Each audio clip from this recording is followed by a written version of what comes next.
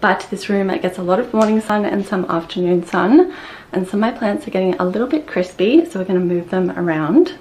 Starting off with my big beautiful bird of paradise.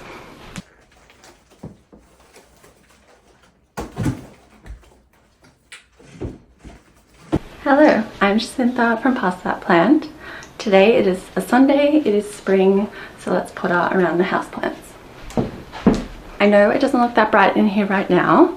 It is very gloomy today. It's going to rain in 2 hours, so I'm going to try and do this video before that happens. If you follow me, you would already know that I'm constantly moving her with the seasons. She moved over right into the sun for autumn and winter, and now it's summer and spring. I'm going to move her back into a slightly darker corner where she's not getting a lot of direct sunlight. So you can see she's in this corner. We're going to move her to this corner. It's still in a bright room and near my bathroom, which has a skylight, so there will still be a lot of indirect light for the hotter seasons. So let's move it.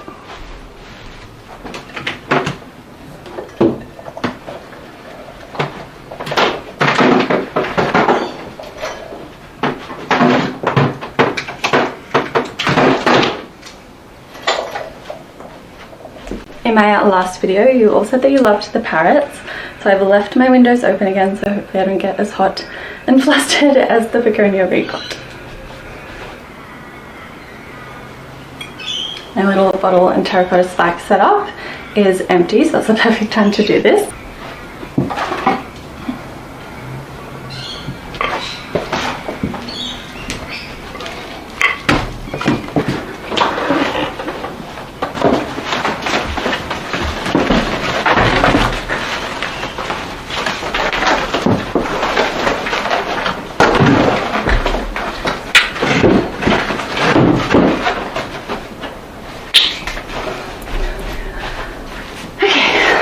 Now, nobody panic, but I am going to chop off some of the older yellowing or slightly sunburnt leaves.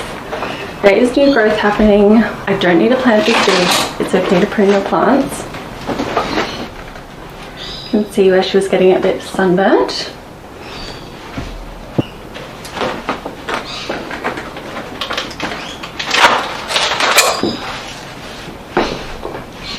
This one was just starting to go yellow. I could have left it, but it was in my walkway as well, and again, you're allowed to trim your plants to help shape them. You don't have to keep every leaf. So I'm just going to pop my terracotta spike back in. This is what my bottle sits in, and it's just a really great way to make sure that your plant always has water for a tropical beauty. They're really great if you're going traveling as well. So I popped a old bottle in here, and it lasts for 1 to 2 weeks depending on the season. Now I have this bare spot on the other side of my lounge, which gets a lot of sunlight, so we're not going to waste that. I have this little shelf that I'm going to pop in there, and I'm going to put some of my cacti and succulents on it. So I'm going to add my string of pearls. It was sitting right in my window, which was perfect for the cooler months, but in summer the sunlight will be too harsh for it.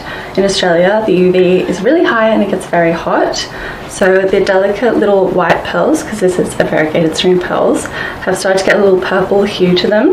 This happens on the green pearls as well, but if your succulents are starting to go purple, it means they're getting too much sunlight.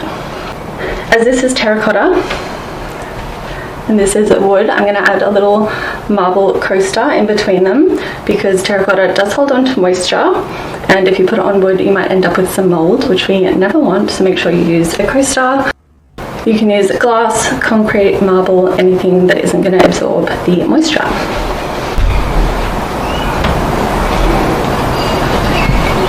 So it's already raining, almost wrong as usual, but trust me when I say this room is usually very bright. So I'm going to add my string of hearts to the shelf as well. A moment as well for all the balloons, but also big fat tubers.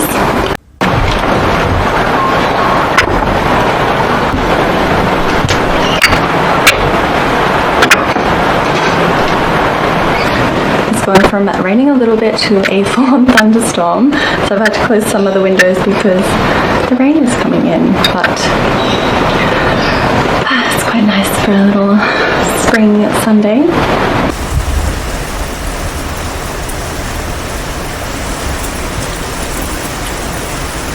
I'm loving this. There's lots of more space on here as well, so maybe I'll continue to add to my cacti and succulent collection.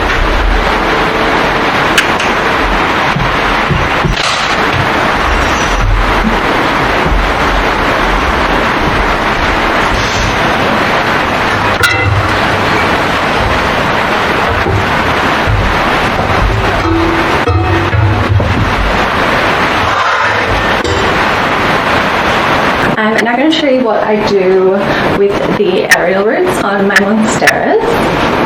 So you can see there are long aerial roots growing, which are great. They're nice and healthy. So I'm just going to push these aerial roots into my potting mix. It'll help the plant get more nutrients and also stand up on its own better. Let's do